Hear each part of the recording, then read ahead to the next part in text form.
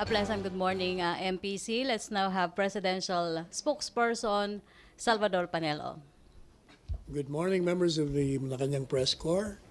Today we have special guests as resource persons in the persons of the Commissioner of the Bureau of Customs, General Isidro La Peña, and the Chief of Staff of the Armed Forces of the Philippines, General Carlito Galvez Jr. You can shoot your questions. Question for Jinky. Microphone, please. Ace. Hi, sir. Good morning. Para kay Sir Sid La Peña po. Sir, can you confirm, did the President said that you have to stay put? Come again, please. Can you confirm, sir, if the President tells you to stay put in your position? Wala namang sinabi sa akin ng ating presidente, the Mayor Duterte. But I have a marching order from him when I assumed as the Commissioner of the Bureau of Customs, and that is to stop corruption and increase revenue collection sa Bureau of Customs. And that's what I'm doing. And the job is not yet completely done. While we have increased revenue collection, we have been collecting revenue mga all-time high sa Bureau of Customs since I assume as the Commissioner in August 30 of 2017 and onward. Ang hindi ko lang na-hit na target was in January of 2018. But yung dito sa 2018, yung target namin sa 2018, may 150 billion pesos that was added to the target last year. So it is now 598 billion. Last year it is 438 458 billion of pesos. And now it is 598 billion pesos. But we are hitting our target. And one reason for that, why we are hitting the target, is we have addressed, that is a result ng pag-address namin ng nung corruption that had been visiting the Bureau of Customs for many years now. And we have started with the short-term doables. At ito yung ginawa namin dyan is yung pag-disturb ng collusion ng mga players as well as the people in the Bureau of Customs who have been directly related to each other, yung Suki system, na sila na mismo ang nagbibigay ng amount na dapat bayaran, yung duties and taxes na dapat bayaran sa isang container van.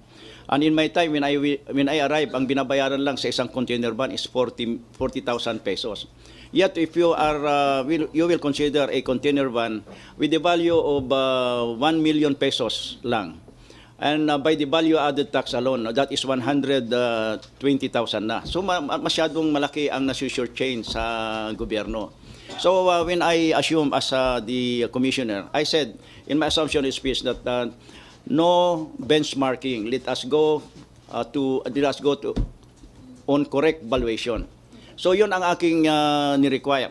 And in fact, nung two weeks after, nung nakita ko na may nag-benchmarking pa rin, I relieved the collectors of the Bureau of the Port of Manila and the Manila International Container Port. And yung after relieving them, nag-short up yung mga duties and taxes. And that made yung collection ng September na hit yung target. By that alone, and then after 2 weeks, nung yung mga iba nakita ko na kailangan pa na improvement, I changed the mga collectors, and even yung mga examiners as well as the mga appraiser. And then yung ang ginawa ko pa yan, I remove yung sectioning, kasi yung sectioning nakapix sila diyan. So alam nila yung kung kanino ibibigay yung examination ng kanilang goods. Ito na yung Suki system. And then nag-uusap na sila kung magkano yung bibigay. So those are the short-term doables that we have done. Sir, follow up lang. Sir, hihingin ko lang yung take po ninyo kasi kahapon sa talumpati po ng presidente, sinabi niya na parang dahil amidst this controversy po, nalulusutan daw kayo with PDEA and the custom. Kasi instead na magtulungan daw kayo, sir, nagtuturuan kayo. What's your take? Well, it appears to be ganon dahil yung nagtuturuan. Pero yung nangyari, dalawa yung case noon eh. Yung recent na case nung August. And that is the Bicaba, yung Bicaba na shipment, yung dalawang container, yung dalawang magnetic lifter which was apprehended actually. Ito yung may laman na 355 kilos. Hindi ito lumusot. That is an accomplishment. And the other one is yung apat na magnetic lifter na napunta doon sa GMA Cavite. Na nung dumating doon, walang laman. Walang nakita. Ang ibig sabihin, walang empty yung magnetic lifter. And so, ito yung sinasabi na nakalusot. Dahil kasi in the process of yung mga investigation, up to yung yesterday, by the way, ang aking position doon sa apat na magnetic lifter that was found empty that time is that it was empty when it was discovered that time. And then when it was subjected to a swab test, the result, it tested negative of shabu. So these are the two facts that were present that time when the 4 empty magnetic lifter were discovered. But of course, I said also that there is a continuing investigation, and also with the investigation conducted by the Senate Blue Ribbon Committee and the House of Representatives Committee on Drugs. I also said that we will submit to the result of this investigation and the hearing being conducted by the oversight committees. And so, after the discovery, we continued to conduct investigation. In fact, it led that investigation, a joint investigation by PDEA and the Bureau of Customs, led to the discovery of Joel Maritana. If you will, kung minumonitor niyo yan, Joel Maritana is supposed to be the fall guy na doon sa transaction that will involve yung SMYD.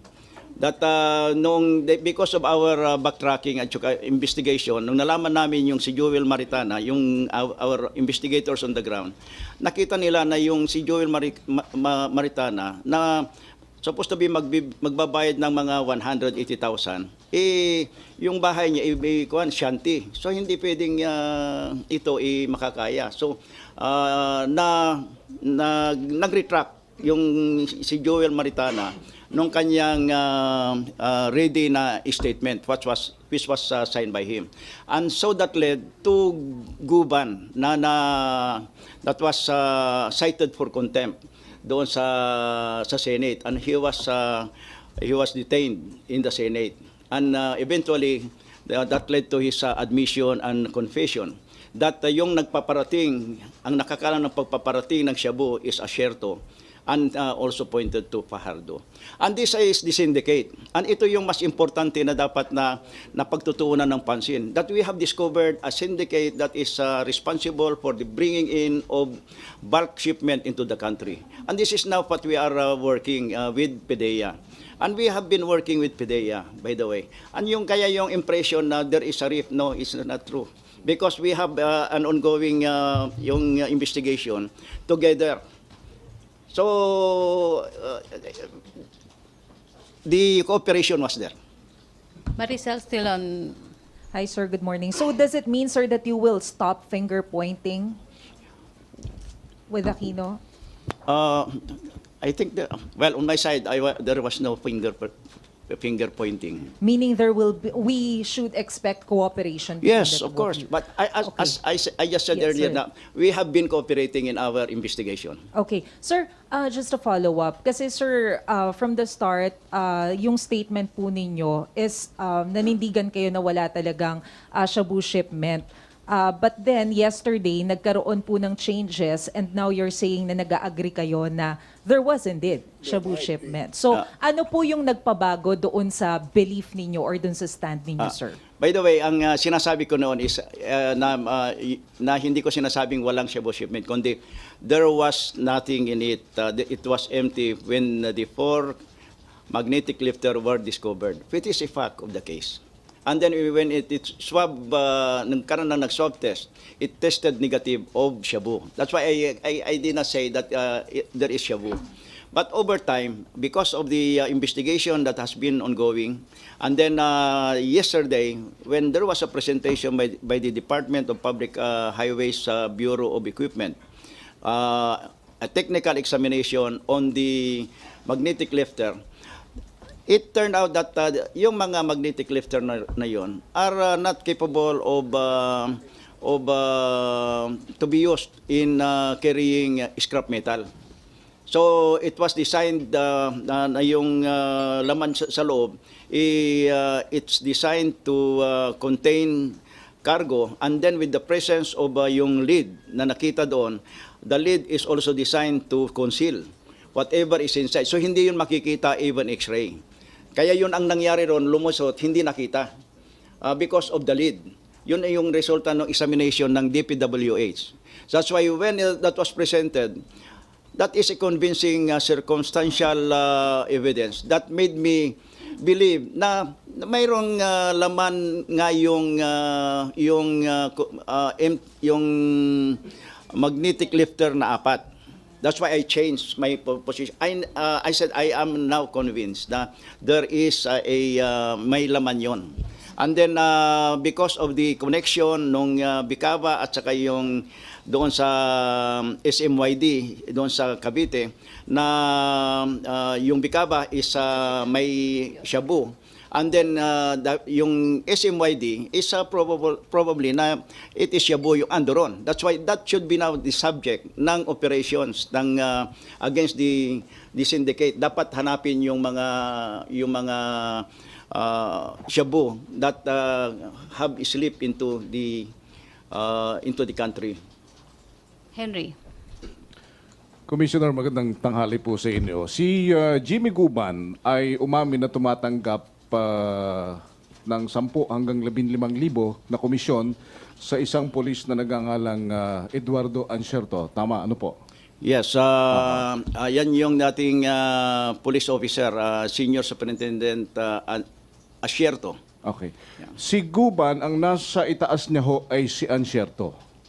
Sino po naman ang protector ni Ancerto o Asierto, sino ho naman ang pinaka-puno o ulo nitong sindikatong ito ni Asierto? Well, that is a subject of a continuing investigation. But right now, ang lumalabas doon sa mga revelation ni Guban is that si Asierto yung nasa taas. And then si Pardo yung susunod.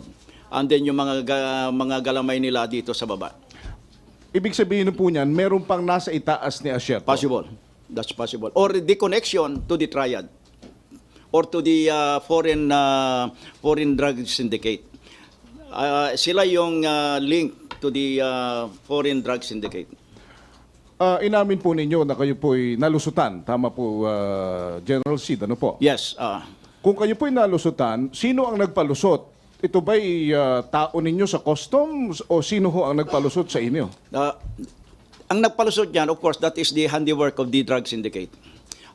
But just the same, I created a committee to investigate yung mga personnel namin, yung dinaanan itong mga nitong apat na magnetic lifter. Maliban po kay Guban, sino po ang kakutsaba nitong sindikatong ito sa Bureau of Customs, Commissioner?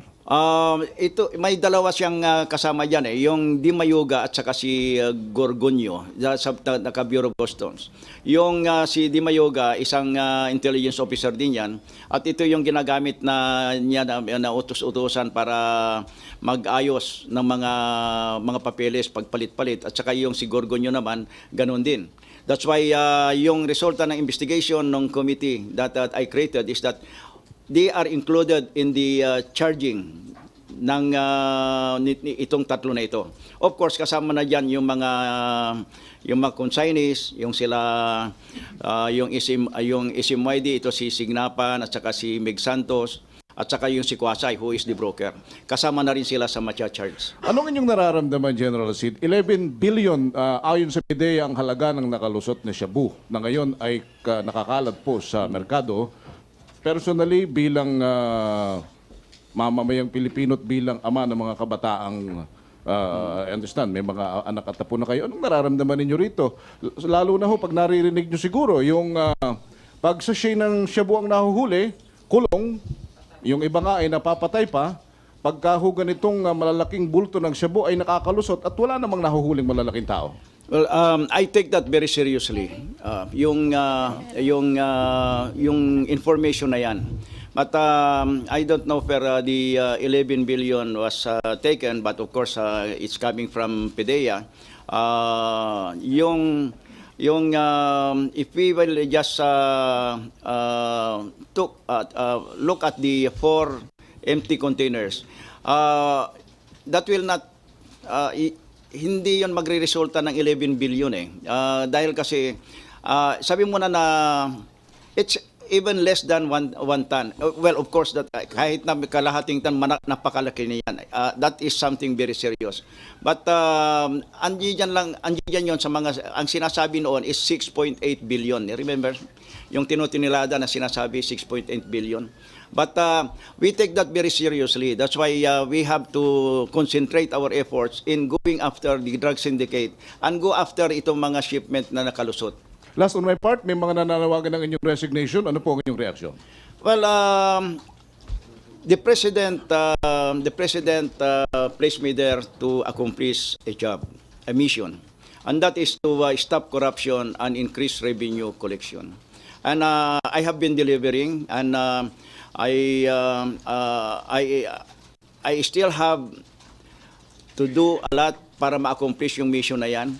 But for the reason yung kung it is on the command responsibility aspect, it applies when a violation of law or an offense committed was brought to your attention and you did not do anything, then that's where the command responsibility applies. But in my case, kami actually ang nakadiscover din itong si Guban, the uncovering of the syndicate and the filing of the charges that has to be that are appropriate in this case against those persons who are responsible. Okay, thank you, Henry. Friendly reminder, limit your questions. We still have General Galvez. Raymond. Good noon, gentlemen. Kay Commissioner Lapenya, sir. Good afternoon. Sir, yung mga information or data which made you change your mind and now convinced na may laman nga na shabu yung magnetic lifters, ay kahapon lang nalaman nyo? Yes, yesterday. Upon the presentation ng DPWH Director of the Bureau of Equipment. So just for the record, so categorically you are saying that you were not trying to protect or conceal that yung pagkalusot ng shabu. How is that again? You were not trying to protect your men na involved sa pagkalusot ng shabu and trying to conceal yung napaka-brutal na krimen na yan. No, definitely not. Kasi we are after the truth dito eh. And I have created yung investigation committee to investigate this on my own at saka a joint committee with the PDEA. And then there is another a special committee that investigated Guban. So there's no protection at all. Last point, sir. Regardless kung you still enjoy the trust and confidence of the President. But personally, from your end, you do not feel or see the need to personally or voluntarily resign yung dahil sa pagkalusot nito? Yeah, how is that? Sir, kahit pa halimbawa, granting na you still enjoy the trust and confidence of the President, personally, you do not see the need to voluntarily resign dahil sa pagkalusot nito? As I have said, I have a marching order from the President. Thank you, sir. Okay. Magla-last 3 tayo. O 4 kay Sir La Peña. Rose Sabinario, Tuesday. Tina. Hi sir, good morning. Sir. Sir, sabi po ni Attorney Mangawang, pinagtatakpan daw po niyo yung drug smugglers. Ano po yung paliwanag niyo dun sa sinabi niya? Well, I don't know where she's coming from. But as I have said, I have stated, I have done those things that has to be done para ma-uncover ang katotohanan dito. Which even led to the uncovering of the drug syndicate. Yung pag-upo niyo po sir, may issue noon na 6.4 billion na shabu na kalusot din kay Commissioner Faeldon. Ano po yung naging aral nung 6.4 at bakit naulit po ito ngayong nalusutan na naman ng mas malaki pang bulto ng shabu yung Bureau of Customs? Well, I think that we have to improve yung ating mga systems, processes, and improve yung capability natin sa Bureau of Customs. Ito yung mga aral na nakita ko. And in the Bureau of Customs, I have also made a directive to have the PDEA people on board doon sa scanning, sa mga X-ray scanning natin, para may kasama na yung PDEA sa pag-monitor ng ating mga X-ray scanning natin. Sir, wala kayong plano mag-reshuffle, major revamp sa BOC dahil po dito sa nangyaring ito? Well, kasama na yan. Pero alam nyo, yung pag-reshuffle is a continuing process sa Bureau of Customs. In fact, I have already reshuffled about more than mga 1,000 plus people in my time for my 1-year stay there. Kasi meron akong one-strike policy dyan. Sa mga those who cannot hit target, I replace them. And then hindi lang yung collector ang nare-replace, but also the members, yung deputy collector for assessment, as well as those people involved in the assessment. Kasama yan. At also those people na mga nagkakaroon ng derogatory information na hindi naman ma-prove dahil ayaw namang lumabas ng mga complainant to file a formal complaint. Maraming ganyan kasi sa Bureau of Customs dahil kasi sabi nila, paano paano na lang yung kanilang negosyo kung something baka lalo silang mahirapan sa kanilang mga negosyo. Kaya I change people based on mga ganun na mga information. Of course, ang number one yan na nagkakaroon ng palitan is yung one strike policy on hitting the target.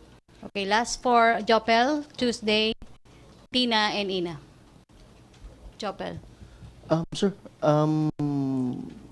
yung sa statement po ni Attorney Manawang, sa panahon niyo daw po mas lumala yung illegal na droga, yung corruption. Well, yung what's happening sa Bureau of Customs, as I've said, on the revenue collection, well, yung comparison na nabanggit ko na yan, it is only in my time that we are hitting the target and with a surplus. And then just to show yung accomplishment namin sa smuggling, it's practically malaki yung comparison ng 2017 at saka 2018. And even yung sa drug, yung mga drug seizure, mas malaki pa nga yung drug seizure compared to the last year. Of course, this yung nakalusot is something that we take very seriously. That's why we have to improve yung mga procedures namin as well as the equipment that we have para mas magiging effective ang Bureau of Customs in the days to come. Of course, kasama na dyan yung automation natin. Yung plano namin dyan sa Bureau of Customs is we have the short-term doables which we have done, and then we have the medium-term, and then ito yung automation. At with the automation, hopefully, Kasama na dyan yung X-ray. It is interconnected with the computer system namin, and then that will improve greatly yung ating mga sistema sa clearance processes natin, including sa detection ng mga contraband goods. Okay, last 3 Tuesday, bago tayo mag-General Galvez, Tuesday. Sir, the President has his full trust in you. Nung unang nakausap mo siya regarding this magnetic lifter sa Cavite, naniwala siya na according to your statement to him na walang laman yung magnetic lifter. When was the last time, sir, that you talked to the President since na makonvince ka na mayroon palang laman ngayon, yung magnetic lifter? Well, after na makumbis ako, hindi pa kami nag-uusap. But I have rendered report on this one, the development ng investigation. So, ngayon, sir, na na-convince ka na mayroon ng laman, kailan kayo ulit mag-uusap ni Presidente para sabihin sa kanya na totoo palang may laman? Well, I have a meeting with the Executive Secretary today. And I'm going to render my report this noon. Sir, last, sir, on my part, don't you think, sir, na nasayang yung panahon mula nung hindi ka pa muna naniwala na may laman yon, na grinab yung chance na yon nung mga nasa likod nung sindikato para sila ay makatakas? Nasaan na po yung mga Chinese-looking men na responsible doon for magnetic lifters? As I've said, sinabi ko na yung position that I took because of the facts of the case that time, and that is yung there's walang nakita nung na-discover yung apat na magnetic lifter, at saka when it was subjected to swab test, it tested negative. There is an ongoing investigation that even led to the uncovering of the syndicate. Kaya hindi nasayang. Dahil kasi kahit na that is my position, ang sabi ko naman, there is a continuing investigation, and I will submit to the result of that investigation. And same is to the yung resulta ng hearing ng Senate Blue Ribbon Committee at saka ng House of Representative Committee on Drugs. And that's what happened. At as I've said, I will abide kung ano yung magiging resulta ng investigation nito. And exactly I did nung may mga development that yung overwhelming na circumstantial evidences. Okay. Especially the presentation made by the DPWH Bureau of Equipment. Okay, Tina. Yes, sir. Yung apat na Chinese-looking men, sir, nasaan na sila ngayon? That's the subject na investigation ng PDEA. May ongoing effort. Okay, thank you. Tina. Sir, good afternoon. Sir, si Presidente nag-release ng matrix. Based on your statements, you confirm din yung laman ng matrix na sila Asierto et al. Ang involved sa alleged na pagpalalabas ng droga. Yes, that is the revelation of Guban. So you confirm.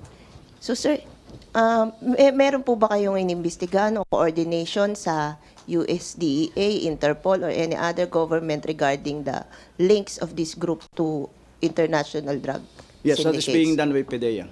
So, can you Kasi yung identify which? USDA ang katapat niya ng PDEA. One more, sir. Bakit po kaya na parang nakikita namin nababahala ang presidente na yung si Davao trader Michael Yang na lumalabas ang pangalan sa isyong ito? Meron po ba kayong idea? Kasi si presidente lang ang nagbabanggit na parang may pressure na i-link po kay Mr. Yang ang isyong ito. Oh, I don't know of any connection. Okay, last, Ina. Hi, sir. Here. Sir, why did it take the DPWH to convince you to change your position on the shipment when PDEA was earlier insisting na merong laman, and even some former officials of your agency were saying the same? Why did it take the Department of Public Works to convince you on something about the drug shipment?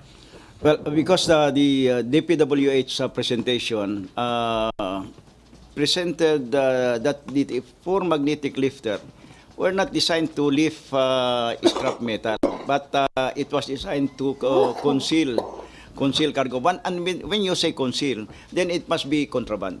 No, my point is, sir, why did you take the word of the DPWH and not the PDEA before? Well, we are talking of the technical examination ng nung apat na magnetic lifter eh. Ang PDEA has no expertise to examine that way. It is the DPWH. PDEA has no expertise to determine whether a shipment has contained drugs. No, That's what whether you're saying? the magnetic lifter is designed to be as such as the way it was presented yesterday. Ang may expertise lang yan is the Department of Public Works and Highways, Bureau of Equipment. Okay, another thing, sir. Why are you again disputing yung bagong estimate po ng PDEA na hindi daw po pala 6.8 at 11 billion? Earlier, hindi nyo na paliwanag ng mabuti. Yeah, ang sinasabi naman dati is 6.8 billion eh. That's why I do not know kung bakit naging 11 billion. They're saying that the lifters can contain daw po pala 1.6 tons. Mas mataas doon sa earlier estimate na 1 ton. Let's do some arithmetic. Kasi if you will see, yung the two lifter that contain 355 kilos, yung dalawang lifter. So you take the 4 lifter, tatlo ang similar to the 2 lifter in yung sa MICP. Yung doon sa GMA, 4 yon, 3 ang similar doon at saka isang maliit. So if you will just get ilan ba yung ma-contain ng 3? So you divide yung 355 kilos by 2, multiply it by 3 plus yung maliit, you will come up with hindi nga 1 ton eh. Kung if you will just make some arithmetic, it will just be about 600 plus. So you multiply that 600, 700 plus. If you will multiply that by the price of the shabu that time, which is 6,800 per gram, then that's more or less the price. That's why I do not know bakit ganun lumaki. I not even kasi well again it is speculation. PDEA is speculating that it's 1 billion. No, kasi yung kuan na yun, yung arithmetic eh, we have to do some computation dito. Yung sasabihin mo na more than 1,000 ang laman, no? Do the arithmetic. And you will not arrive at more than 1,000. Lastly, sir, dun sa the Intel report rather recently declassified by the President mentioned that Guban would take or receives monthly tara from owners of warehouses na i-raid niya, most of whom are Chinese, according to the Intel report. Have you already identified these people, yung mga mostly Chinese daw na may-ari ng mga warehouses na ito? Yeah, I received that information also. And actually, I even have a project to entrap people from the Bureau of Customs. And well, I have not been successful in yung result ng entrapment operation na yan. Dahil again, it is about the cooperation of those would-be victims. But I receive that kind of information also. Okay, maraming salamat Customs Commissioner Isidro La Peña. Kay General Galvez na tayo, Ian Cruz. Yeah, we will excuse the Commissioner of the Bureau of Customs. Thank you very much. Thank you, sir, and thank you our friends from the media. Maraming salamat po. I just have to leave kasi I have a meeting with the Executive Secretary.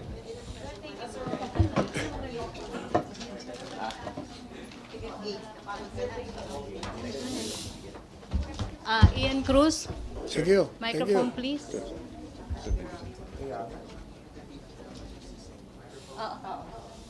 Microphone.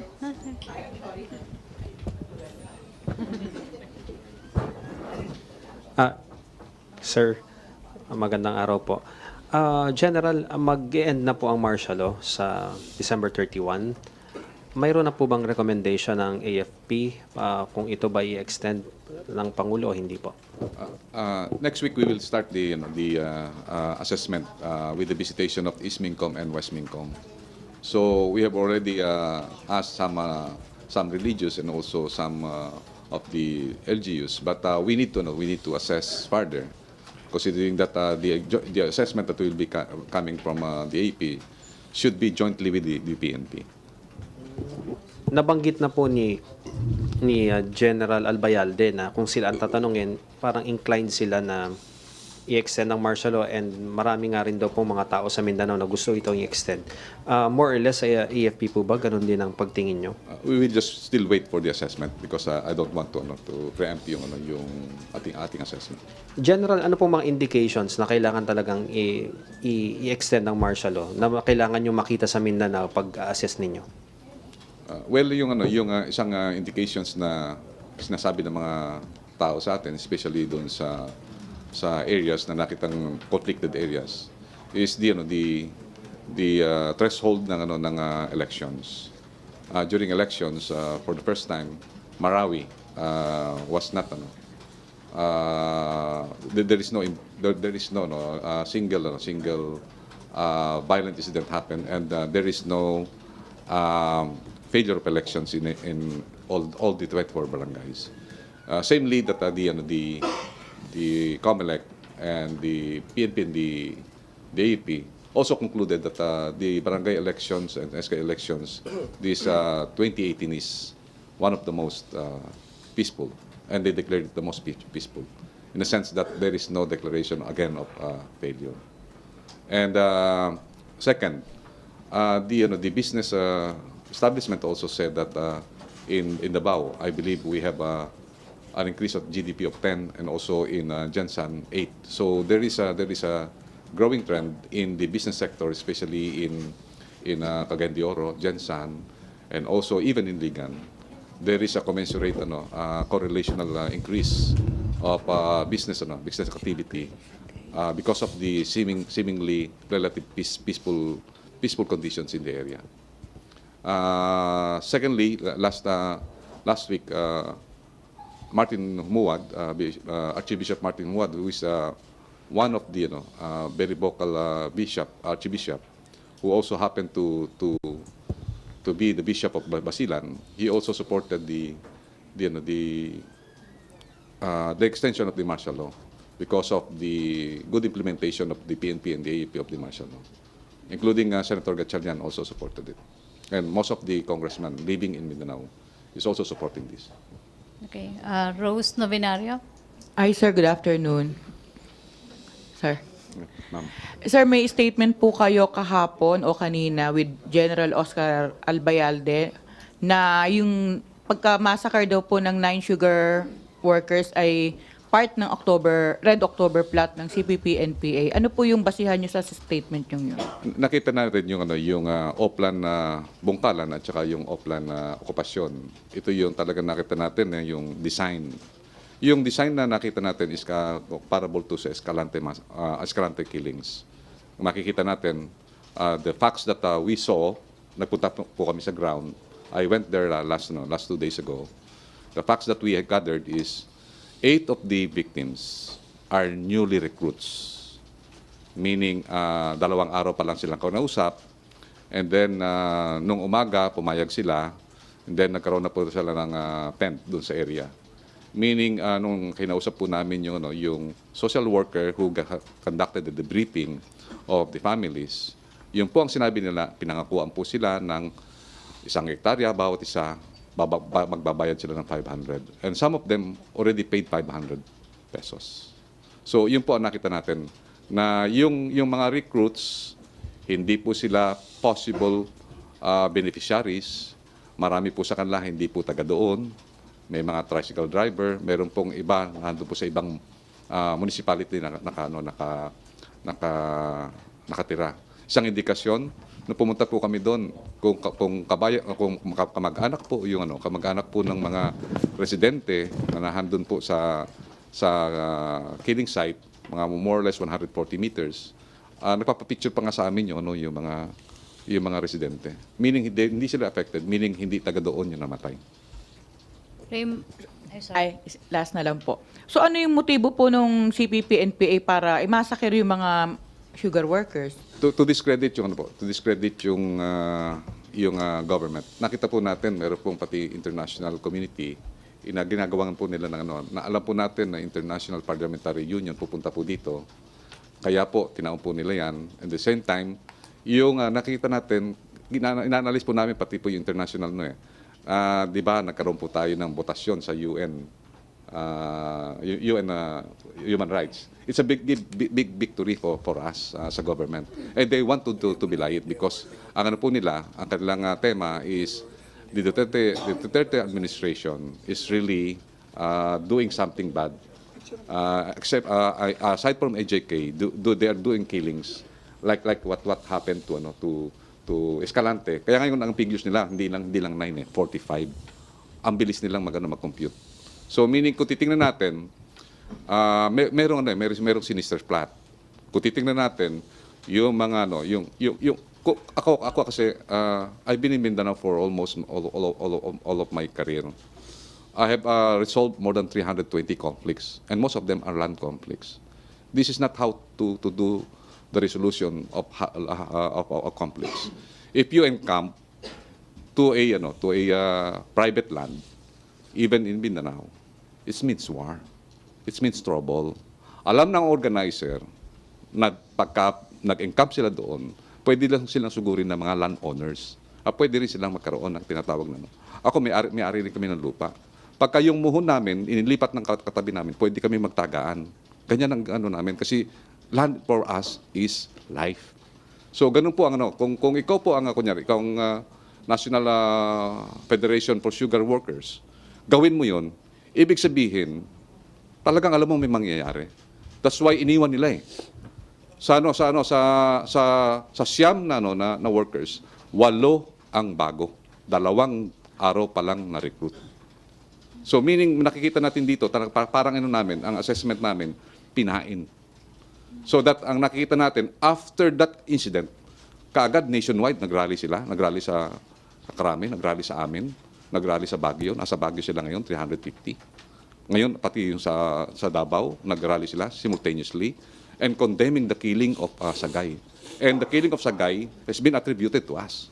Attributed to the military, the PNP, and the Duterte government. We have nothing to do with this. We cannot ano magagain ng government on killing these people. There's the only one gaining from this. Kaya nakita namin yung sinister plot niyan, nung nakuha namin yung mga dokumento sa enkwentro namin sa Sorsogon, nakita namin yung Oplan okupasyon at saka yung Oplan bungkalan. Ito yung tinatawag nating forcible occupation of private and public lands. Parang ito po yung katulad ng kadamay. So it's a map na ang mangyayari, parang kadamay ang it will be yung mga tinatawag natin mga empty houses, they will occupy. So similar yung yan. We have a lot of templates on this. Nakita natin Kidapawan, nakita natin yung Hacienda Luisita, nakita natin yung Plaza Miranda. They will create situations to manipulate and arouse people. Sir, last na lang po. Sir, based sa intelligence investigation, meron po kayong intelligence information. May nakikita kayong mga grupo or individual na posibleng nagsusulsol o nagpopondo po sa ganitong oplan na sinasabi ninyo? Ang po nito, talagang ang kumpas po nito, galing po kay Joma Season. Ang nakita natin, noong 2017, yung oplan yung tinatawag nating ouster plot kay Presidente was hatched during the time of the peace process is undergoing. Kaya nga medyo yun ang nakita namin that there is a treachery that we have, while we are having a peace process, they already hatched yung 2017 na ouster plan. Ito po yung tinatawag na Oplan Talsik, Oplan Aklasan, Oplan Bungkalan, at saka yung Oplan Okupasyon, at saka marami pong Oplan sila na Then meron pa silang Koda Mercado, may koda sila na bulldozer. Na-decode na po namin yan. Binigay na po namin sa media yung dineclassified na po namin yung information na yan po. Dokumento po yan, hindi po amin yan. Sa kanila po namin nakuha yan. Okay, Raymond Tinasa. Nestor, paabot ng microphone. Pero sir, just to be clarified, so you are not saying na it's the NPA who actually killed yung mga sugar workers but yung landowners? Ang ano po, ang lead po natin, tatlo po ang leads natin. Ang nakikita namin dito is, kasi ang tinitingnan po namin sa kaso is not tactical only, that's strategic. Sino ang may design? Yung tinitingnan po namin. Yung tinatawag natin inducement, who induced this incident?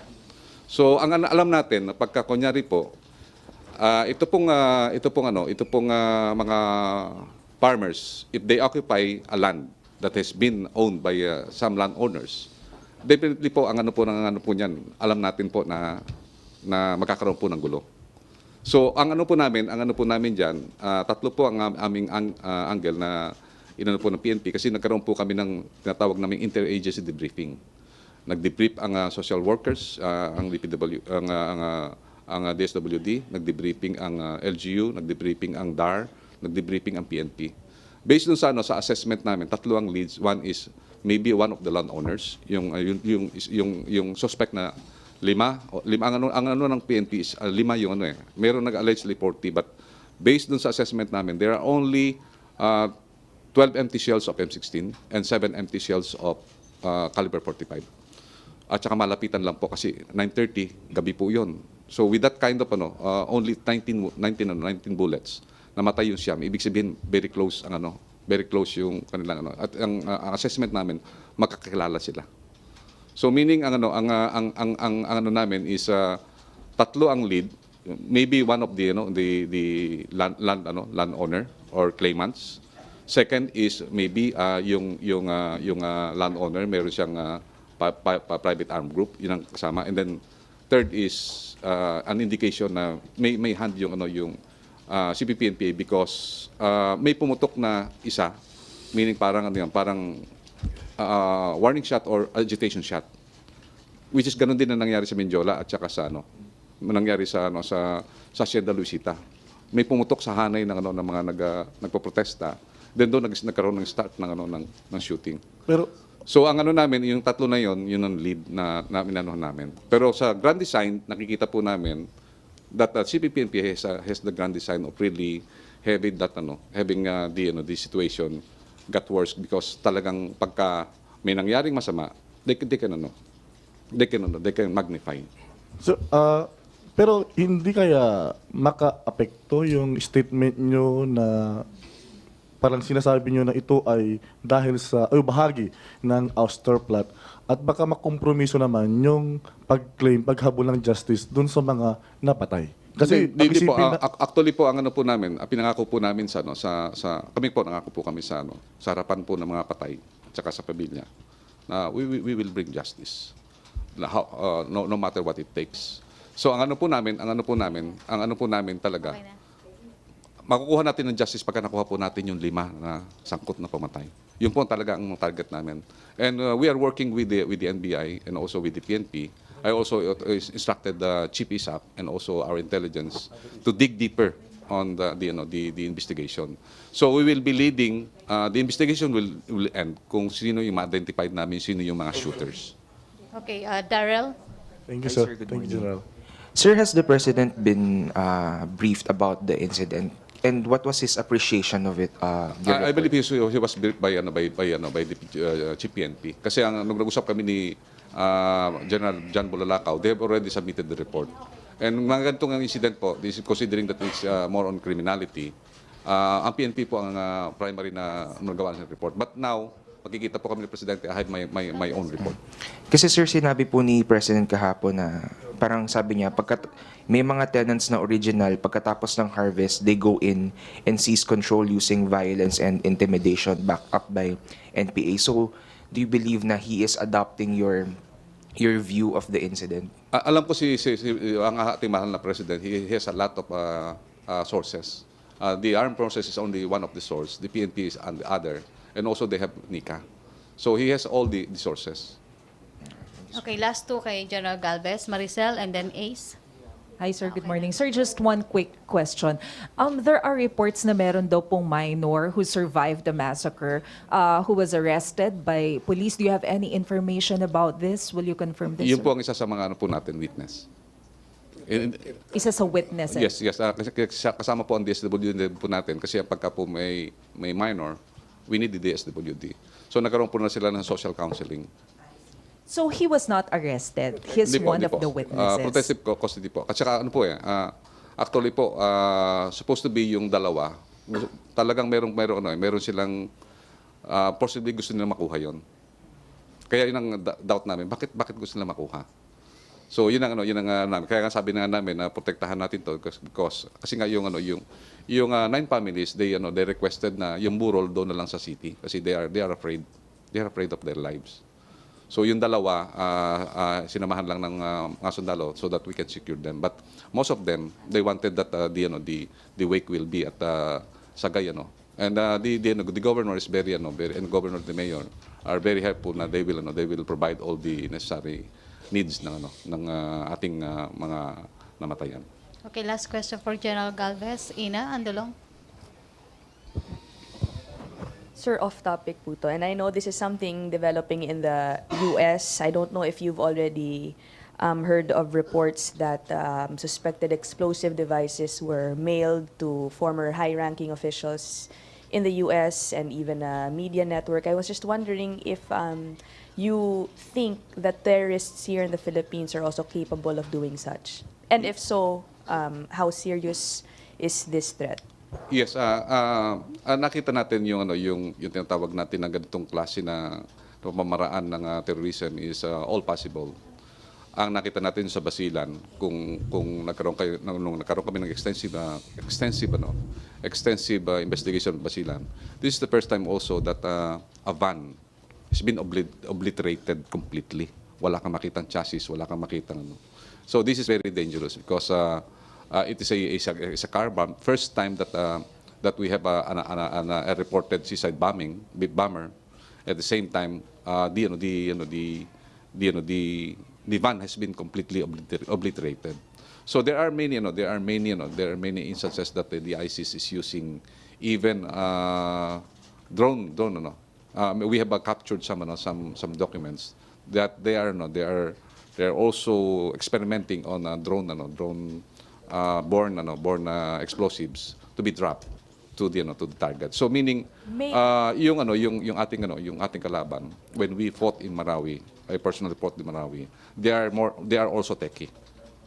They are very techie. So meaning talagang yung mga first time na nakita namin na they have also drones. They have also some technical equipment in conducting surveillance against Sir, us. yung nagpapadala directly to specific targets Yes, presumed to be, let's say, critical of the government. What do you think about that? Yes, possible 'yun. Kasi yung tinatawag natin yung letter bomb. It's been there since yung nakita natin based on my studies on terrorism. It's been there maybe 10 years ago pa. Ginagamit na nila 'yon. Sa atin, I believe it's possible. Kaya that's why we have to be vigilant really be very vigilant, especially the different agencies like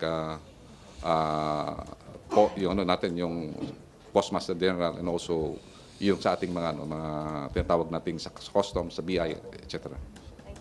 Okay, maraming salamat, Ina. Thank you, AFP Chief of Staff Carlito Galvez.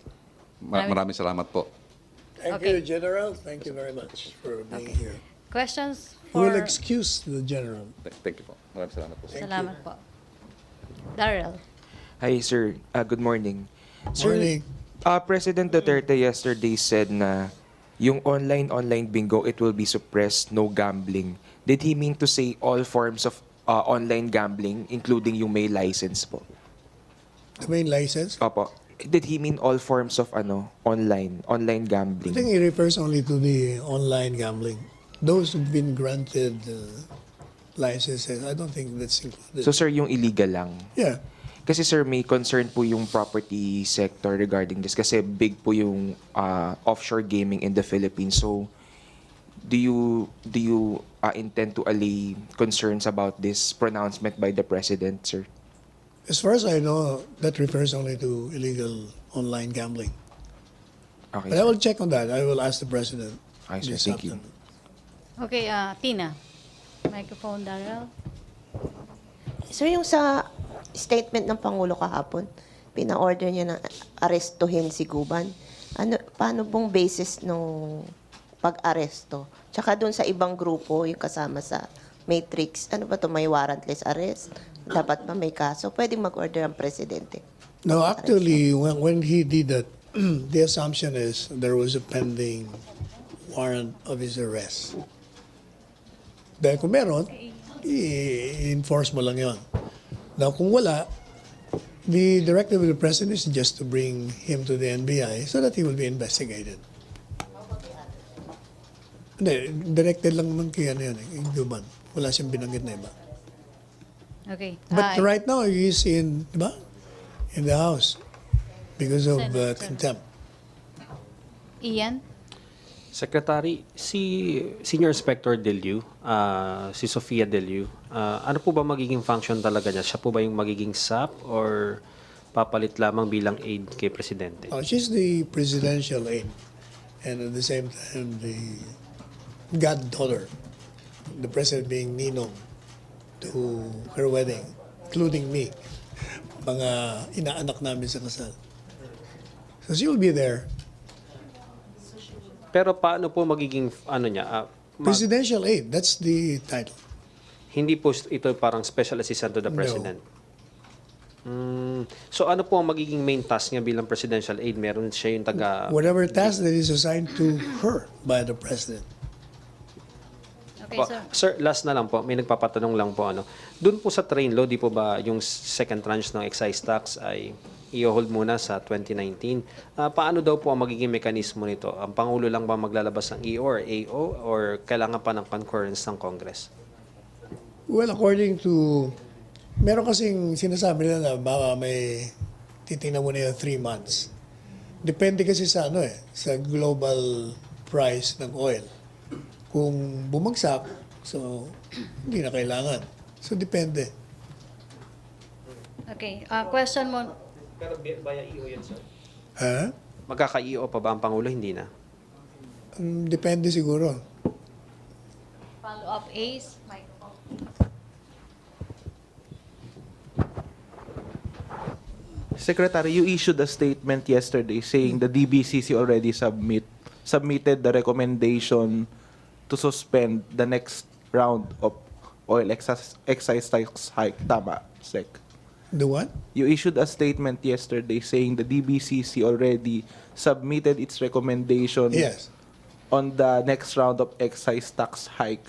So, and then you said the President will have to decide on it. So, ibig sabihin, posible pa rin na hindi suspend? No, depends on the president. But most likely, since that is the recommendation, and he always defer to the recommendation of his people, then most likely, he will do it. Okay, kasi clarify ko lang. Sabi nyo kanina, depende, baka bumaba yung oil. And then the DOF said, tuloy pa rin yun kahit. So, most likely, suspend pa rin. Yeah, pag yan ang recommendation ng economic manager, sigurado na. Okay, thank you, Sec. Sir, from Pia Reñada, there's a policy conflict of interest arising from the franchise grant for the Villar-owned Stream Tech Systems Technology. Mark Villar is in the cabinet. Cynthia Villar is a senator. Constitution prohibits such officials from having financial interest in franchises. First, the Stream Tech is a corporation. So we do not know whether or not this cabinet member and the senator are included in the list of stockholders in that corporation. Secondly, that has been granted by Congress. And so I suppose members of Congress have considered the provision of the Constitution as well as the ownership of that particular corporation. What, to my mind, is more important is that we have a third company that will compete with the two others. And that will bring some benefits to us, those using this technology. Okay. Maricel Halili. Sir, good morning. Sir, Morning. May we have an update about the vacancies in the government? Meron na po bang mga in-point ang presidente na kapalit ng mga nag-file ng candidacy? I asked him the other night when we were in Davao. He said he will be soon announcing it, most likely next week. Okay. Okay, no more questions? Okay, thank you, Presidential. No, before that, let me, because there were questions regarding Ms. Nora Honor. Oh, because I've been barraged with questions. So I'm issuing a statement, and I will read my statement. The artistical and musical legend that is Nora Honor may not have passed the critical eyes of his elect juror and the awarding authority to be bestowed the National Artist Award, but her enrapturing film artistry and musicality and mass acceptance surpass any technical recognition given by any entity or authority. Her phenomenal rise to movie and musical stardom that counted a generation of shrieking and adoring fans and paralleled in the movie and music industry is a walking testament to her mesmerizing artistry and singing voice and the people's acceptance. Nora Honor truly is the crowned people's artist. Ms. Nora Honor is still young, and in God's perfect time, we are optimistic that she will be proclaimed as a national artist. Her non-inclusion does not diminish her iconic stature as a country's superstar and her significant contributions to film, theater, television, and music industries. Her non-inclusion should be viewed as to spare Ms. Nora Honor from the emotional and psychological torment she will go through as a result from the barrage of mixed reactions the award will bring. As she herself stated in her statement, and I will quote her, "Ano ba naman ang isang award kung ang kapalit nito ay paulit-ulit na paghamak sa pagkatao ko at sa mga taong naniniwala sa akin? Sapat na po sa akin ang respetong natanggap ko sa mga kasamahan ko sa trabaho." Unquote. That's it. Okay, thank you. Thank you. Thank you. May question? Who will go to Boracay? Yeah, Sige, I'm flying there. brief lang kasi we have to, Hindi ko pa alam. Pero Sige, brief. he wanted to go there to, to award. Okay, Marisa. Sir, just a clarification. Yun pong decision ng hindi pagsama kay Ms. Nora Honor is the sole decision of the President, right? So, does it have something to do with the issue on drugs? Because that was the issue before during the time of Pinoy. I'm not aware of that. What I know is that yung kasi pinagtanong ko rin yung ano naging process of nomination. She was nominated, and then the dalawang entities ang nagbobotohan dyan Cultural Center of the Philippines ang isa pa. And she got a majority vote. Hindi naman unanimous. So meron din juror na naniniwalang hindi siya But of course the power and the privilege to appoint rests on the president. So discretionary. Okay, thank you. Thank you, Presidential Spokesperson Panelo. Thank you, MPC. Back to our main studio sa Radyo Pilipinas and People's Television Network.